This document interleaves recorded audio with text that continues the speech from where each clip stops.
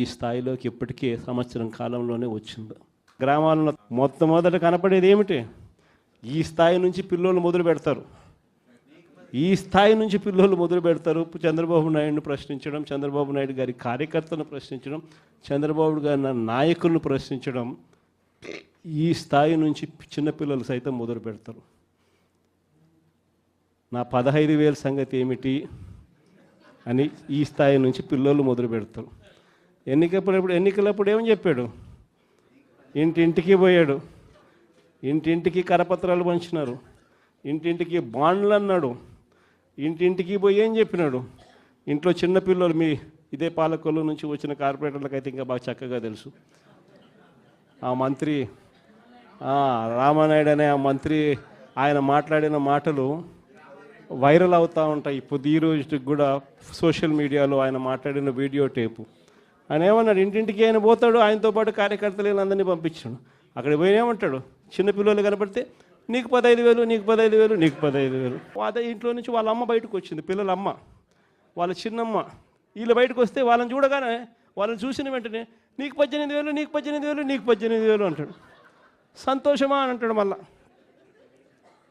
అంతలో ఇంట్లో నుంచి ఈ చిన్నమ్మలు, ఈ అమ్మలు, వాళ్ళ అమ్మలు బయటకు వచ్చినారు. వాళ్ళని చూడగానే నీకు 50 ఏళ్ళ వయసు కదా, మీకు 48,000, నీకు 48,000, నీకు 48,000 అన్న మొదలుపెట్టినాడు. అంతటితో ఆగల. ఇంట్లో నుంచి 20 ఏళ్ళ పిల్లోడు వస్తే ఇట్లా చూసి నీకు 36,000, నీకు 36,000, నీకు 36,000 సంతోషమా అన్నాడు. అంతటితో ఆగల.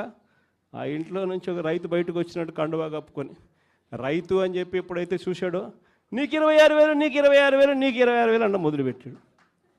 ఇలా మనం చెప్పిన దానికన్నా కూడా 3 ఇంతలు 4 ఇంతలు ఎక్కువగా ఇస్తాము అని చెప్పి ప్రతి ఇంటికి కూడా వీళ్ళు చెప్పిన మాటలు వీళ్ళను వెంటాడుతూనే ఉంటాయి.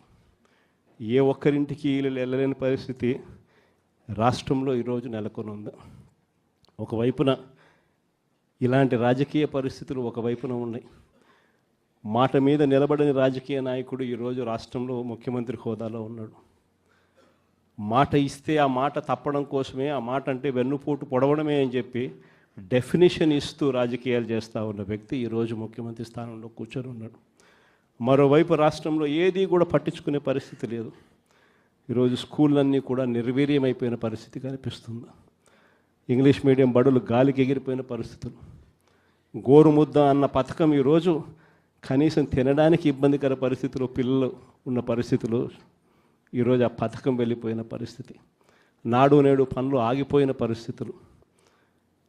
పిల్లల చేతుల్లో ట్యాబులు పెట్టి 8వ తరగతికి వచ్చేసరికి చిక్కటి చిరునవ్వుతో పిల్లలు కనిపించే పరిస్థితి ఈరోజు తెరమరుగైపోయింది. అమ్మఒడి అనే పథకంతో పిల్లలను ప్రోత్సహిస్తూ బడులకు పంపించే తల్లులకి ఈరోజు కనీసం పలకరించే పరిస్థితి కూడా లేని పరిస్థితిలో బడులు తయారయ్యాయి. మరోవైపున పేదవాడి వైద్యం గురించి కనీసం ఆలోచన చేసే పరిస్థితిలో కూడా ఈ ప్రభుత్వం లేదు.